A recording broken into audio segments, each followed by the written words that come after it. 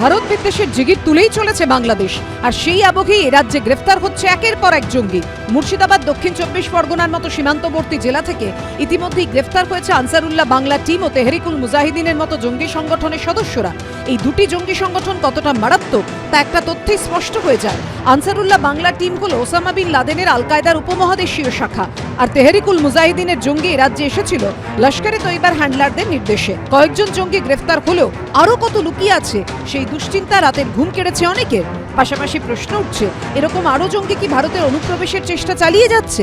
এই পরিস্থিতিতে অনুপ্রবেশ রুখতে সীমান্তগুলিতে বাড়ানো হচ্ছে নিরাপত্তা। উত্তর 24 পরগনায় ভারত বাংলাদেশ সীমান্ত এলাকায় বাড়ানো হয়েছে নজরদারি। পেট্রাপোলে ছড়ঘড়িয়া গ্রাম পঞ্চায়েত এলাকার গুরুত্বপূর্ণ জায়গায় বসানো হয়েছে 50টি সিসি ক্যামেরা। শুরু হয়েছে নাকা চেকিং। বনগাঁ পুলিশ জেলার ছয়ঘড়িয়া গ্রাম পঞ্চায়েতের অধিকাংশ এলাকায় বাংলাদেশ সীমান্ত লাগোয়া, ফলে সেখানে জঙ্গি অনুপ্রবেশের আশঙ্কা মাথায় রেখেই এই সিদ্ধান্ত নেওয়া হয়েছে। পঞ্চায়েতের মানুষের সুবিধার্থে তারা যাতে নিরাপত্তায় থাকে, আর আমাদের পার্শ্ববর্তী প্রতিবেশী দেশে একটা অশান্ত পরিবেশ, এই নিরাপত্তা আগে ছিল না, এখন সবাই একটু ভীত আছে, তার জন্যই এটা আরও বিশেষ করে করা হয়েছে। সীমান্তবর্তী এলাকা ওইগুলোতে এখন আপাতত লাগানো হয়েছে। একদিকে যখন অনুপ্রবেশ রুখতে তৎপরতা বাড়িয়েছে বিএসএফ, তখন বনগাঁ পুরসভার চেয়ারম্যান গোপাল শেঠ বনগাঁ থানার আইসিকে পাঠানো চিঠিতে লিখেছেন, ভারত বাংলাদেশ সীমান্তবর্তী বনগাঁ পুরসভা এলাকায় কাশ্মীর থেকে আসা হকারের সংখ্যা বাড়ছে। কাশ্মীর থেকে এসে এই এলাকায় শাল এবং শীতের পোশাকের দোকান খুলেছেন তারা, অথচ তাদের কোনো তথ্য পুরসভার কাছে নেই। এই অবস্থায় সাধারণ মানুষের সুরক্ষার জন্য তাদের বিষয়ে জানা প্রয়োজন। এই বিষয়ে তদন্ত শুরু করা হোক। কয়েকদিন আগে ক্যানিংয়ে আত্মীয়ের বাড়ি থেকে গ্রেফতার হয় কাশ্মীরের জঙ্গি জাভেদ মুন্সি।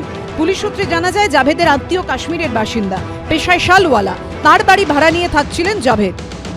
বাংলাদেশে একটা অশান্তিকর পরিবেশের মধ্যে দিয়ে সেখানকার সাধারণ মানুষ বসবাস করছে এবং উগ্রপন্থীদের একটা আতুরঘর হয়ে দাঁড়িয়েছে। আমরা সীমান্তবর্তী শহর এবং গ্রাম বিভিন্ন এলাকায় দেখতে পাচ্ছি, বাইরে থেকে শাল ব্যবসার নাম করে বহু মানুষ ঢুকেছে। তাদের দিকে যথাযথ পুলিশ দায়িত্ব নিয়ে এগুলোকে আইডেন্টিফাই করে তারা কি জন্য এসছে, কোথা থেকে এসছে, তাদের নাম কোনো নথিভুক্ত আছে কিনা এগুলো দেখার জন্য বলেছে। তৃণমূল এখন এই তৎপরতা দেখালেও তা নিয়ে কটাক্ষ করতে ছাড়েনি বিজেপি। সেও তো উদ্বাস্তু, সেও তো ওই পার থেকে লাতিকে পারে এসেছে খেদানকে। না না, সে তো সম্ভাবনা থাকেই।